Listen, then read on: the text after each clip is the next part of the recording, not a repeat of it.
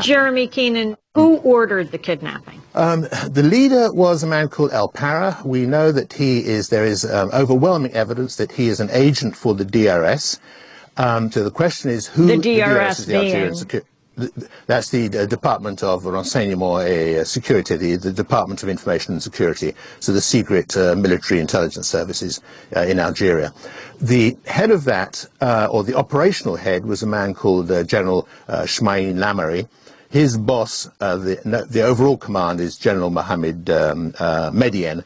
Medien is still alive. He still holds that job.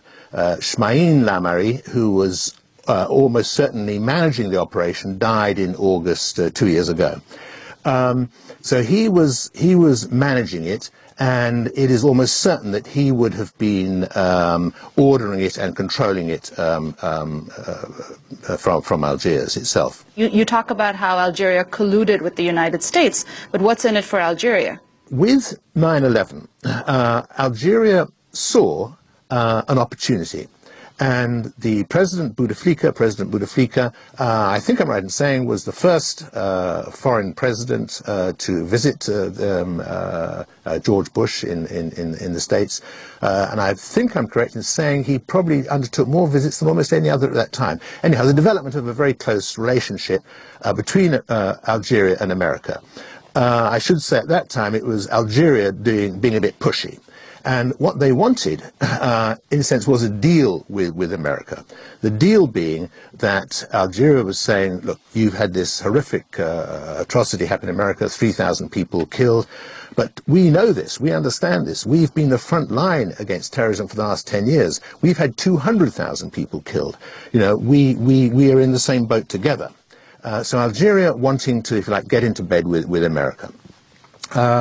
What Algeria wanted, of course, was high-tech equipment for its army, surveillance equipment, communications equipment. Ideally, they wanted attack helicopters and night vision equipment and so forth. America, for its turn, was saying, look, it's all very well, you know, you saying these things about us, but, you know, you're on top of the terrorist situation. You know, really, you don't need this sort of equipment. You know, the country's the best it's been now for, well, you know, for 10 years. There's very little terrorism left. There are a few incidents up in the east in the mountains, but by and large, you know, you're in control of the situation. So this was the American excuse, if you like, for not delivering, you know, what Algeria was wanting. That was in September.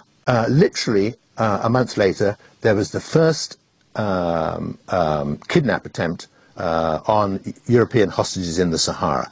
And what Algeria was saying to itself was, look, you know, we've got to show to the Americans that we're not on top of terrorism. We've got to show them that it exists and it's a problem. And also, at that same time, the Algerians knew that the Americans were sort of imagining, if you like, this movement of Taliban terrorists from Afghanistan through the southern Sahara, moving across and getting up into Europe in that way, which is a crazy idea. So the Algerians were saying, look, if we can sort of get some terrorism in that area, we can hopefully win the argument that we're not on top of it, and also we can sort of give the Americans some concrete evidence to bolster their own theory, which was based on no intelligence at all. Let me fast forward to the present. In your book, you talk about the role of General Jim Jones, who's now National Security Advisor to President Obama. Can you talk about current U.S. policy in Africa and what the current status of Africom is, now that you've set up for us the story of what created the rationale for Africom?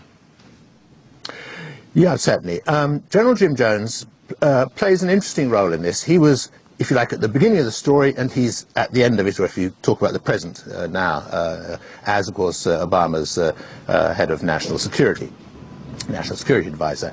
At the beginning of this story, in 2002-2003, he was head of EUCOM, so the Supreme Allied Commander in Europe, and head of EUCOM. And EUCOM, that's European Command, of course, covered Africa.